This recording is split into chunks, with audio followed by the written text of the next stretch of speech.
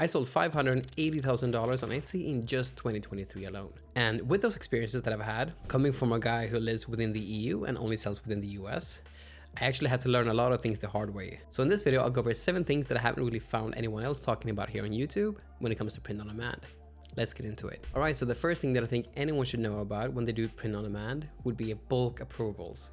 And this is especially if you don't live in the US. So if you're like me and you live in the EU or basically any other country apart from the US, I'd highly suggest using automatic approval setting on Printify. If we head into Printify here, what I'm referring to is you just go into your store settings here, and then you go to order settings. You have these order approval settings right here. You have the manual ones, which basically just means what it says. You must manually click submit order to approve each order, or you basically have automatic orders that automatically goes out after 1 hour. So I actually have mine set to a specific time each day. So every morning, basically, I just eat my breakfast and then I double check all my orders. And then since I do a lot of custom orders, a lot of my orders end up in this other orders tab here.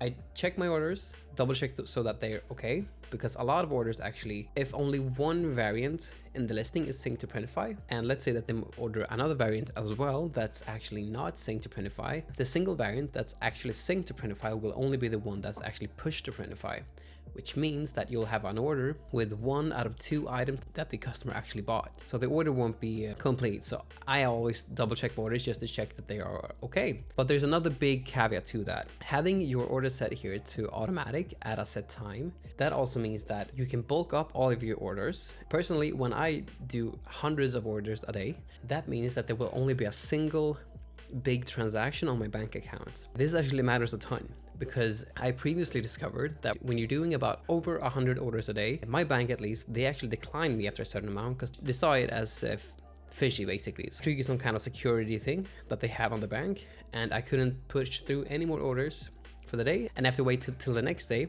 to push any more orders through. When it comes to Q4, when orders are crazy and everything is like going out of stock, everything is kind of wild, this means that some orders can be delayed. When it comes to Christmas, people are not so forgiving. So being able to not experience that and being able to just bulk up your orders so that all of the orders, they will basically be here on the on hold page. Everyone will say on hold, and then at a certain time Printify will actually just bulk up all of these orders. Then they will basically just see how much is the sum of these orders in total, and then they will debit that on your bank account, push that total amount onto your Printify wallet, and then they will distribute that wallet amount that they just transferred from your bank account. Then they will distribute that amount that was just transferred from your bank account to your Printify wallet individually to each order, and then they will be sent off to production. But that's a huge thing that I discovered myself the hard way. Yeah, so just having an automatic approval setting set at a specific time so that all of the orders go out is something that I would highly recommend, especially if you live outside of the US. Otherwise, there can be bank issues basically. But this is the easiest way to just mitigate that. Now, the second thing that I think anyone should know about, which there are lots of talks about here on YouTube, and that would be credit cards. Credit cards is a great way to utilize POD so that when orders come through, the credit card is actually being the one debited, so that all orders go through a credit card, and then you just pay the bill after a certain period, whether that's monthly or after 2 weeks or whatever. However, one thing that I haven't really seen anyone talk about is that it's super hard, at least here in Sweden, it's so damn hard to get a credit card. I have almost a perfect credit score personally. However, the most important thing when it comes to credit cards for us that lives abroad from the US is finding a credit card that has a 0% currency exchange rate fee. Lots of credit cards charge a percentage depending on how much you actually transact. So basically, if we order a shirt for, let's say, $20, then there's usually an exchange rate that's depending from your current currency to US dollars, for instance. The banks have to change that to the equivalent in US dollars. But when the banks do that, they actually take out a fee for doing that, which is an exchange rate fee basically. And finding one that has a 0% exchange rate fee is actually really hard. But if you can find one, then I highly recommend getting one with some cash back. However, in my experience, usually the cashback, from what I've learned from the credit cards that I've found, they usually just negate the exchange rate, so that there's basically no exchange rate at all, or just a small exchange rate of like 0.5% or maximum 1%. The main use, in my opinion, for having a credit card is that when things go wild in Q4, the main reason to have a credit card is to have a backup for when, if something basically happens. If there's any bank issues and you can't get that sorted because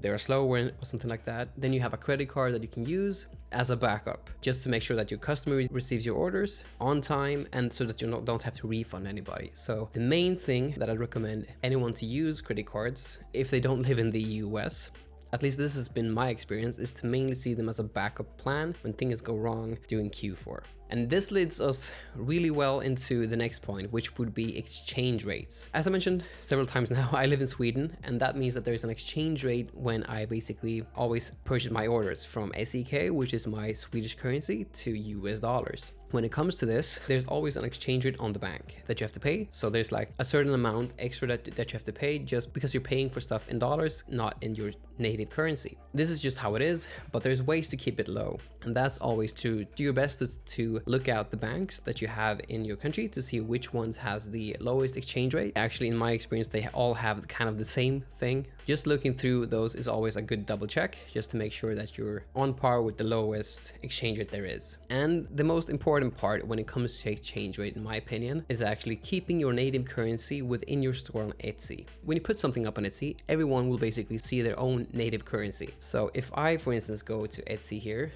and just search for candle, for instance, then all of this is in my chosen currency, which is SEK, Swedish kroner. Since I live in Sweden, I will only see my own native currency on Etsy, and this is how it is for a consumer that basically views Etsy. The thing is that if you keep your own native currency within your store, people will still see the currency that they use where they live. But if I would, for instance, use US dollars as my currency of choice on Etsy, that means that every time that I would receive payment from Etsy, they would have to convert that from dollars to SEK, which is my native currency, and they will be able to pay that to my bank, because the bank do accept dollars and do accept other currencies, but when they do, there's always an exchange rate. So if you have another currency than your native currency within your store, there will be a conversion fee on Etsy's part as well when it comes to converting the currency to your native currency from, for instance, dollars. If you keep your store currency in dollars, then they will convert that for a fee. So I would highly recommend keeping your native currency within your store to avoid any possible conversion fees. Now, the fourth thing that I think is really important, and that's to pick the correct POD partner. So for me, that's been Printify. I initially started with Printful and they worked for a while, but there are pros and cons. I do have a video about that here or here that I'll just link for you so you can check that out if you want. Picking the right one can really make or break your business. And there's a couple key points to that. When things get tough, when things doesn't work as they should, having someone at Printify has really made my business work. With Printify, I had my own person that I can talk to, and that just made everything just easy. When something big happened, I could just reach out and get stuff fixed fast. And during Q4, every single day is super important, since stuff that's out of my control can happen.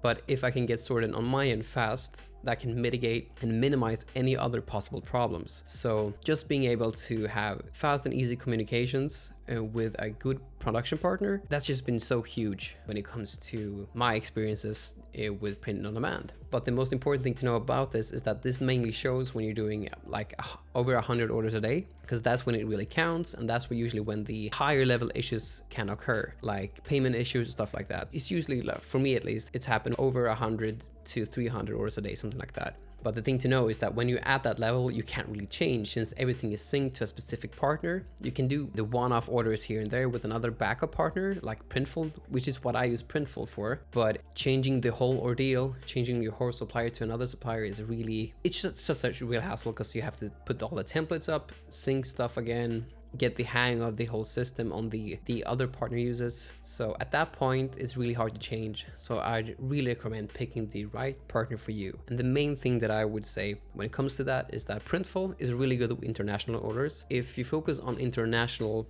orders, I'd recommend those. If you focus on the US only, I'd highly recommend Printify. I only focus on the US since that's the biggest market, so I would definitely recommend Printify. Now, another thing that I think is really important to know about, and that's designs and color variation issues. So when we make designs, depending on which color we choose, they should all show up differently on each shirt. let's say that we make a Christmas design and the colors are very red. Then that means if we put that red on a red shirt, if it's the same type of red that's in the garment itself, that means that they will blend, there will be no contrast, and they will basically look really muted. So I would highly recommend, when doing any type of design, always use contrasting colors or some kind of color that actually contrasts the garment. The easiest way is always to just use black and white, because that usually works on either all shirts or just all whites. Like for instance, a black print usually works on every type of shirt except for black shirts or really dark shirts, and vice versa for whiting. That works on really dark colors but not on really light colors.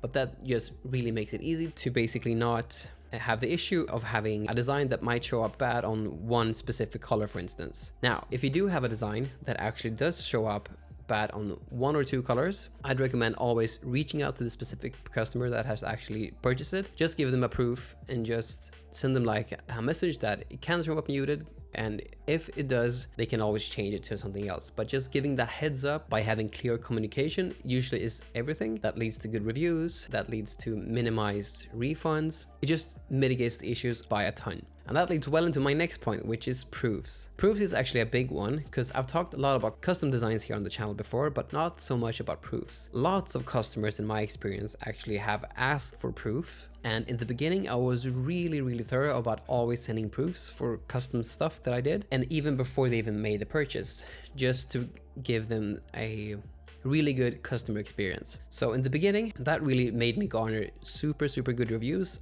just because I could really just go above and beyond for every customer. Since I didn't have that many customers, that really wasn't so hard in my opinion, because if you do have like 5 orders a day or something like that, then in my experience, it wasn't really hard to just send proofs for those specific customers and just make sure to satisfy every customer and go above and beyond for them. However, I did notice that as I got bigger, the less proofs were asked of me. In the beginning, a lot of people asked for them, and they still do in my opinion, but there's just a tiny percentage compared to in the beginning. So since my social proof has been built, my thinking is that just gives the customer a really high perceived likelihood of achievement, that they will actually get what they want, so they don't have to rely on just double checking proofs. So the bigger I've actually gotten, the less I've had them requested. But as I've gotten big enough, I basically almost never send them now. And when customers specifically request them, which is few and far between, then I absolutely send them a proof. But that's only on requests. At the point where, since I'm established now and I don't have to garner the reviews like I had to in the beginning, I don't feel the need to send proofs for every single one, because the proof is actually already in the reviews.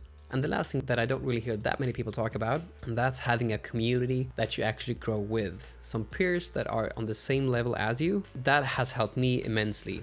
Just being surrounded by other people from different countries, being on the same POD journey as you, and being on the same stage as you, which is the key here. Because the issues that I faced when I had 0 sales, 10 sales, 100 sales, 1,000 sales and onwards, all the issues basically changes depending on how big you get. But having peers that all face the same issues, that are all on the same level, the thing that actually made it so super valuable for me was that when one person faced some kind of challenge, then we could all talk about it. We could learn how this specific person would deal with the issue and how they then would move on with it.